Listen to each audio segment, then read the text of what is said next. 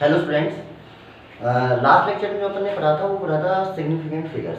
ठीक है, counting of significant digits कि किसी भी नंबर में कितने सिग्निफिकेंट डिजिट्स होते हैं। वो कितने होते हैं? All the reliable number plus one unreliable. Okay, अच्छा, कई बार जब अपन कैलकुलेशन करते हैं, during the calculations we have more than unreliable numbers. Okay, then we have to round off the figure, तो उसको हमको राउंड ऑफ करना पड़ जाता है। ओके, चलिए, तो जब किसी भी नंबर को राउंड ऑफ करना है एक पर्टिकुलर सिग्निफिकेंट नंबर तक, तो देखो राउंड ऑफ कैसे करते हैं, उसके क्या क्या रूल हैं। तो रूल देखिए,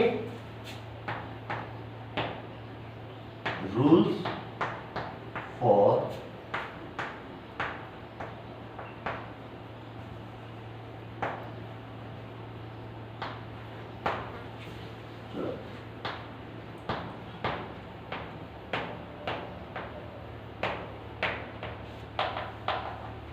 ओके, चलिए, तो सबसे पहले देखिए, तो अगर कोई कैलकुलेशन है जिसमें नंबर आ रहा है, मान लो 5.732, मान लीजिए कितना नंबर आ रहा है। ओके, तो चलो पहले आपको मैं एक एग्जांपल से समझाता हूँ कि जैसे मान लीजिए मेरे पास कोई नंबर है, जैसे कि कैलकुलेशन में जो काम आ रहा है, जैसे मान लीजिए ये आ रहा है, मान लीजिए चीज़ का मास है 10 kg और उसका वॉल्यूम है 3 मीटर क्यूब, तो उसकी जो डेंसिटी होगी यानी मास अपॉन वॉल्यूम वो होगा 3.3333 होगा। ओके, चलिए, एक्चुअल में अगर कोई मेजरमेंट अगर मैं कर रहा हूँ, उसकी वैल्यू आ रही है 1.267। अगर मैंने सिंपल ये वन मेजरमेंट है, कैलकुलेशन नहीं हुई इसमें, सिंपल मेजरमेंट है, तो इससे मुझे पता चलता है, देखो मैं पॉइंट्स के बाद 1 2 3 यहाँ तक मेजर कर रहा हूँ इस क्वांटिटी को, है ना। तो कितना आगे तक आप मेजर कर रहे हो, जैसे कि मान लीजिए कोई पॉइंट के बाद 2 डिजिट बता रहे हैं, तो यानी वो यहाँ तक, तो देखो यहाँ तक रीडिंग वो कितनी देगा, इसी मास को अगर जो पॉइंट्स के बाद 2 रीडिंग दे रहे हो वो कितना देगा, 1.26। ओके, और जो 3 तक मेजर कर रहे हैं, हो सकता है यहाँ पे 1 2 3 जो भी हो वो उसको और मेजर करके आपको देगा। तो कितना आप आगे तक उसको मेजर करके इसको बोलते हैं कितना प्रिसाइज आपने पढ़ाया, क्योंकि अभी ये जो आपने रीडिंग पढ़ी है, अब ये डिजिट आपको अब भी नहीं पता क्या है, पर आपने यहाँ तक तो पढ़ा। तो अगर आप उसको 5.2 डिजिट वाले ऐसे किसी मशीन या मेजरमेंट डिवाइस से आप मेजर करते हैं तो आपका इतना आता। तो देखो आपने मेजर किया, पर आप इस नंबर के बारे में नहीं बोल सकते, आपने यहाँ तक मेजर किया तो अगले नंबर के बारे में नहीं बोल सकते, अगला क्या नंबर, क्योंकि मेजर यहाँ तक करें, अगले तक मेजर कर लोगे तो देखो, यानी आप जितना आगे तक मेजर करते जाओगे आपका रिजल्ट उतना ही प्रिसाइज होता चला जाएगा। ओके, बट वो एग्जैक्ट कितना है वो मैं कभी भी नहीं बोल सकता कि एग्जैक्ट ही अगर इतना मेजरमेंट हुआ तो ये एग्जैक्ट इतना ही होगा, पर हाँ जितना आगे तक मेजर करते हो उतना प्रिसाइज होता है। अब यहाँ पे मैंने मेजर किया, ये देखिए 10, यहाँ पे मेजर किया 3, तो इसमें सिग्निफिकेंट फिगर कितना है 1, और ऊपर वाले में सिग्निफिकेंट फिगर कितना है 1। अगर मैंने इसको ऐसा लिखा तो देखो ऐसा लग रहा है कि जैसे डेंसिटी को मैंने इतना प्रिसाइजली मेजर किया है, जबकि इतना प्रिसाइज मेजर नहीं हुआ है। वास्तविकता में इतना प्रिसाइज मैंने इतने प्रिसाइजली इस चीज को मेजर नहीं किया, क्योंकि मैंने डायरेक्टली इसको मेजर नहीं किया, मैंने डायरेक्टली इन दो चीजों को मेजर किया, पर कैलकुलेशन की वजह से ऐसा लग रहा है, कैलकुलेशन के बाद जो डेटा आ रहा है वो ऐसा लग रहा है जैसे आपने बहुत प्रिसाइजली उसको मेजर किया है। तो जब ऐसा हो जाता है तो मुझे जो फाइनल जो रिजल्ट आता है कैलकुलेशन के बाद उसको राउंड ऑफ करना पड़ता है, ताकि मुझे ये जो रिजल्ट होता है वो कभी भी ऐसा नहीं हो सकता कि जो मेजर्ड वैल्यू से ज्यादा एक्यूरेट हो जाए। जब जो आपने चीजें मेजर करके फिर कैलकुलेशन करके जो रिजल्ट निकाला है, तो result can not be more precise than the original observed measurement. जो आपने ओरिजिनल जो मेजरमेंट किया है तो उसमें जब आपने प्रिसीजन इतना काम में लिया ही नहीं है, इतनी एक्यूरेसी आपने काम में ली ही नहीं है, तो रिजल्ट में इतनी एक्यूरेसी नहीं आएगी, है ना। तो इसके लिए हमको रिजल्ट को राउंड ऑफ करना पड़ता है। तो राउंड ऑफ करने का देखो तरीका क्या है। पहला कि मान लीजिए कोई वैल्यू है, आप उसको राउंड ऑफ करना है, राउंड ऑफ करना है तो उसके मतलब कुछ जैसे उसमें पॉइंट के बाद 6 टर्म्स आ रहे हैं, आपको पॉइंट के बाद 2 ही टर्म लानी है, क्योंकि जो आपने मेजर्ड वैल्यू थी पॉइंट के बाद 2, यहाँ इतने प्रिसाइजली आपने मेजर किया है, तो उसके पीछे की टर्म्स आपको हटानी पड़ेंगी। तो हटाने के कुछ रूल्स हैं, ठीक है। अगर आपने कोई टर्म ड्रॉप की है जहां तक आपने हटाया है, अगर इफ ड्रॉप डिजिट, जिस नंबर को आपने ड्रॉप किया है डिजिट इज मोर देन 5,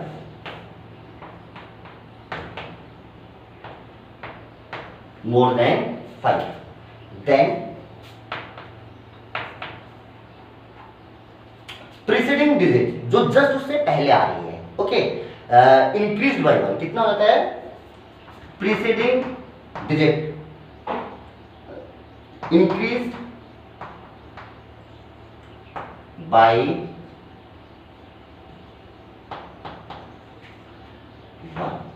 जैसे एग्जांपल के तौर पे, जैसे मान लीजिए कोई नंबर है 5.67825, ठीक है, मान लीजिए मुझे इसको 3 सिग्निफिकेंट फिगर तक राउंड ऑफ करना है, यानी मुझे रिजल्ट में 3 ही सिग्निफिकेंट फिगर चाहिए, देन आप इसको राउंड ऑफ करोगे तो यानी आपको 3 ही चाहिए, तो आपको यहाँ तक का ड्रॉप करना पड़ेगा। अब ये नंबर ग्रेटर देन 8 है, तो अगर ये नंबर ग्रेटर देन 5 है, अगर ये नंबर ग्रेटर देन 5 हो तो इससे पहले वाला नंबर 1 बढ़ा दिया जाता है। तो जब आप इसको राउंड ऑफ करोगे तो आपको ये रिजल्ट लिखना पड़ेगा 5.68, okay.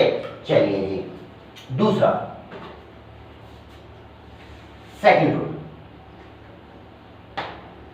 If the drop digit is less than 5, आपने जो ड्रॉप किया अगर वो 5 से कम है, then preceding digit remain same, ये सेकंड रूल, ओके। जैसे 2.3418, ठीक, मान लीजिए मुझे यहां तक इसको राउंड ऑफ करना था, तो जिस डिजिट को आप ड्रॉप कर रहे हो यहां तक का, ये डिजिट अगर लेस देन 5 है, देन ये जो नंबर होगा प्रीसीडिंग डिजिट या अनचेंज रहेगी, यानी मैं इसको 2.34 लिखूंगा, इसको कितना लिखूंगा 2.34, ओके। चलिए जी, अगला देखिए, नेक्स्ट, ये हुआ कि जो नंबर ड्रॉप कर रहे हो 5 से ज्यादा हो या 5 से कम हो, ओके। अगर जिस डिजिट को आप ड्रॉप कर रहे हैं वो 5 है, कितनी है 5, देन क्या होगा, तो जब अगर drop digit is equal to 5,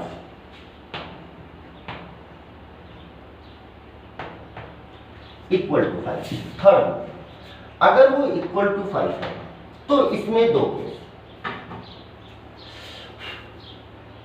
पहला कि जो 5 के बाद जो नंबर आ रहा है, मान लीजिए जब जिस 5 आप ड्रॉप कर रहे हो तो 5 के बाद में जो डिजिट आ रही है वो 0 है, ठीक है, या तो इफ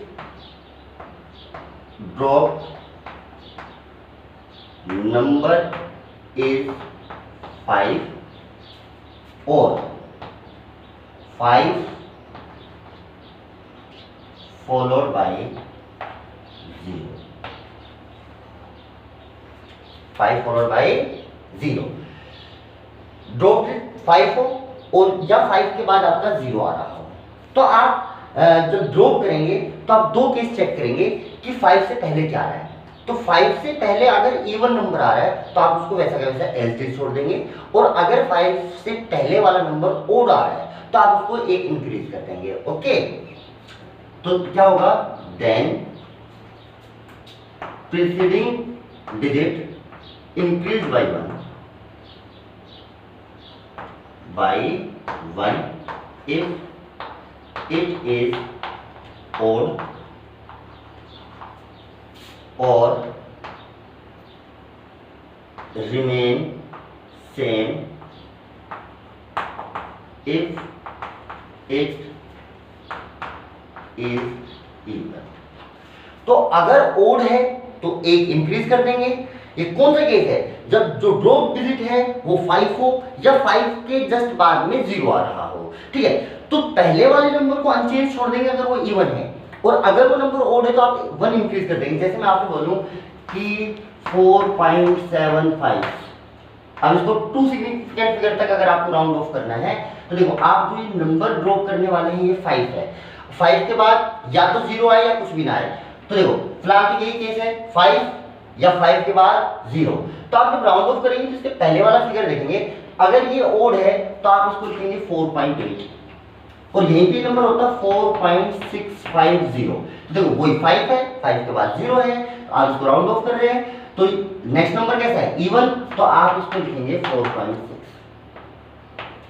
तो अगर प्रीसीडिंग नंबर इवन है तो आप उसको इवन ही छोड़ देंगे, अगर ओड है देन आप उसको 1 इंक्रीज कर देंगे। Okay, second case, if drop number is 5 को ड्रॉप कर रहे हैं and 5 is followed by non zero number,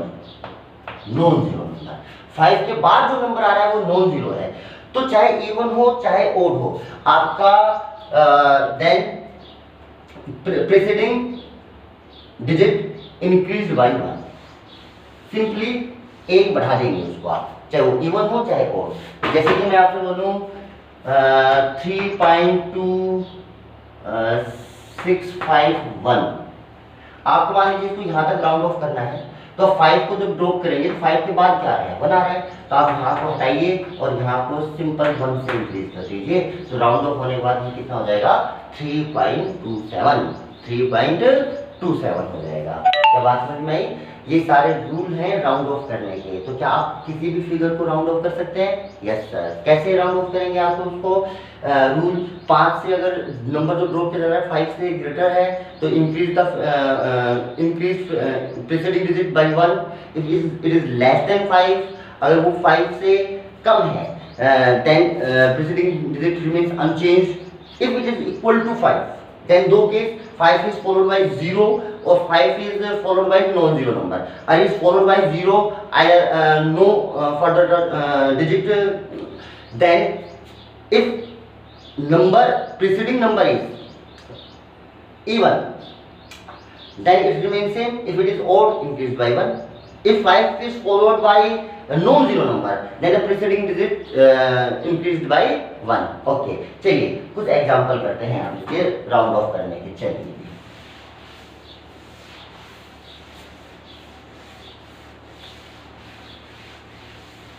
round of करने के कुछ एग्जांपल देते हैं।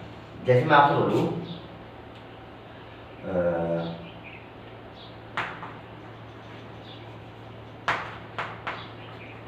Round of following number up to 2 significant number। आपको जितने भी नीचे नंबर देंगे इनको राउंड ऑफ करना है, तब तक उसके अंदर सिग्निफिकेंट फिगर कितने होने चाहिए? 2। जैसे फर्स्ट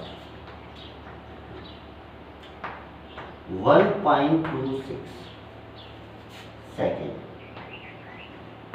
1.00 या 07 इंटू 10⁵5। ठीक है, नेक्स्ट देखिए थर्ड, जैसे कि आप लिख लीजिए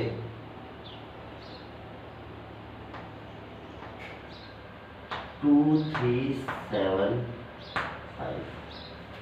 ओके, फोर्थ लिख लीजिए 0.026।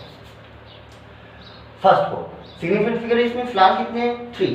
आपको राउंड ऑफ कब तक करना है? 2 तक, यानी आपको एक डिजिट ड्रॉप करनी पड़ेगी। जब आप इस डिजिट को ड्रॉप करेंगे,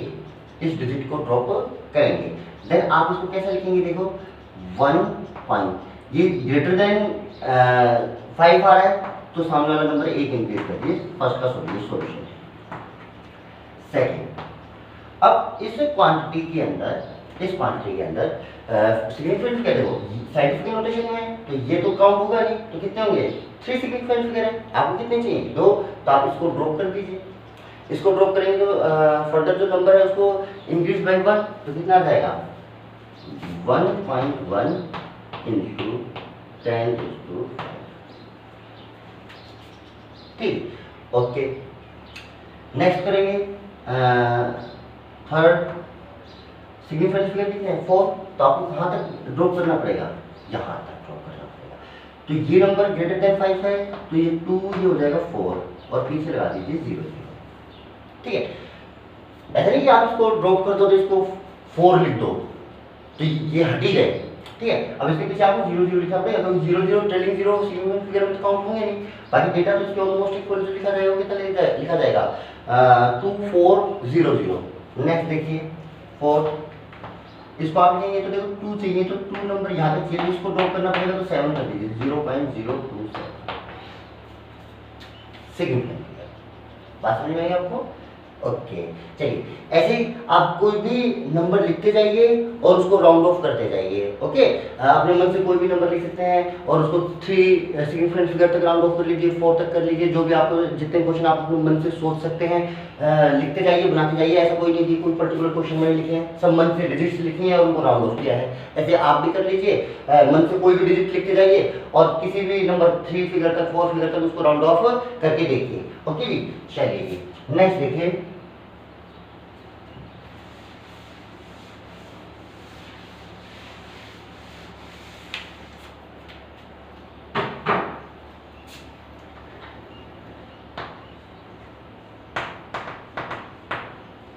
कैलकुलेशन,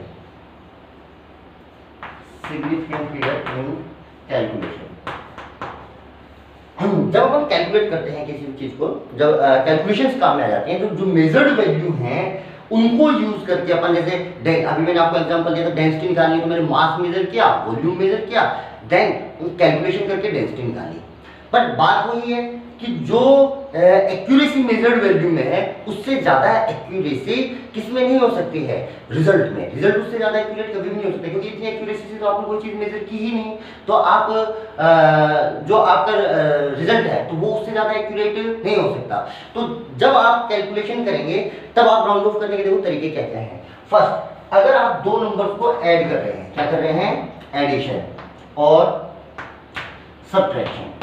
फर्स्ट रूल एडिशन और सब्ट्रैक्शन में देखो कैसे रूल लगता है। तो इन्होंने बोला कि अगर दो नंबर्स जो ऐड हो रहे हैं या सब्ट्रैक्ट हो रहे हैं तो उनके अंदर जो देखा जाता है वो देखा जाता है जो ओरिजिनल मेजर्ड वैल्यू में डेसिमल के बाद कितने नंबर आ रहे हैं, यानी how much place after the decimal. Okay, तो जो आपकी मेजर्ड वैल्यू है उन मेजर्ड वैल्यू में डेसिमल के बाद जिसमें सबसे कम नंबर आ रहे हैं, रिजल्ट में डेसिमल के बाद उतने ही नंबर होंगे, उससे ज्यादा नहीं हो सकते हैं। ओके, जब आप या तो 2 नंबर या 3 नंबर को ऐड कर रहे हैं या सब्ट्रैक्ट कर रहे हैं तो क्या होगा कि डेसिमल जो ऑब्जर्व वैल्यू है, आपकी मेजर्ड वैल्यू है, उनमें से डेसिमल के बाद जिसमें मिनिमम प्लेसेस हैं, रिजल्ट में उतने ही प्लेस होंगे डेसिमल के बाद। जैसे कि मैं आपको एग्जांपल के तौर पे बताता हूँ, जैसे मुझे मान लीजिए 2 नंबर ऐड करने हैं। एक नंबर है 2.29, ठीक, एक है मेरे पास 67.5 मान लीजिए। अगर मैंने इनको ऐड किया तो ऐड करोगे या इसको सब लिख लीजिए, ऐड किया तो ऐड करोगे, यहाँ पे आएगा 9, यहाँ पे कितना आएगा 7, यहाँ पे कितना आएगा 9, यहाँ पे कितना आएगा 6। बोलो आया? तो देखो अब जिन टर्म्स को आपने ऐड किया है उसमें डेसिमल के बाद मिनिमम कितना नंबर है, इसमें 2 आ रहे हैं, इसमें कितना आ रहा है 1। तो रिजल्ट में भी डेसिमल के बाद सिर्फ 1 डिजिट आ सकती है, यानी डेसिमल के बाद आपको सिर्फ 1 डिजिट लिखनी है। तो इसको राउंड ऑफ करना पड़ेगा। अब राउंड ऑफ करना है तो देखो 9 को ड्रॉप करोगे तो इसको क्या करोगे बेटा, 1 से इंक्रीज कर दोगे तो ये कितना आ जाएगा 69.8। आप इस रिजल्ट को ऐसा लिखेंगे, ठीक है, क्योंकि देखो यहाँ पे आपने 5 के बाद एक ही, जब इसको मेजर किया तो 5 के बाद एक ही डिजिट तक मेजर कर पाए, यानी आपकी एक्यूरेसी से ज्यादा है ही नहीं। तो अब इससे ज्यादा नहीं तो रिजल्ट को आप ऐसा थोड़ी दिखा सकते हो 2 डिजिट आ रही है इस वाले। इसका मतलब जब मैं कहूँगा कि डेंसिटी इतनी है, इसका मतलब आपने इतनी एक्यूरेसी से इसको मेजर किया है, जबकि इतनी एक्यूरेसी से मेजर नहीं किया, आपको ये वैल्यू है ही नहीं इतनी एक्यूरेसी से मेजर, तो आप इसको ऐसा लिखते हैं। क्या बात समझ में आई? ऐसे ही 2 नंबर को सब्ट्रैक्ट करेंगे। अगर इन्हीं 2 नंबर को मैं अगर सब्ट्रैक्ट कर देता तो मैं लिखता 67.5 और ये लिखता 2.29। तो देखो यहाँ पे कितना था 1, यहाँ पे कितना था 2, यहाँ पे कितना था 5 और यहाँ पे कितना था 6। तो इसको जब आप राउंड ऑफ करते तो लिखते 65.2।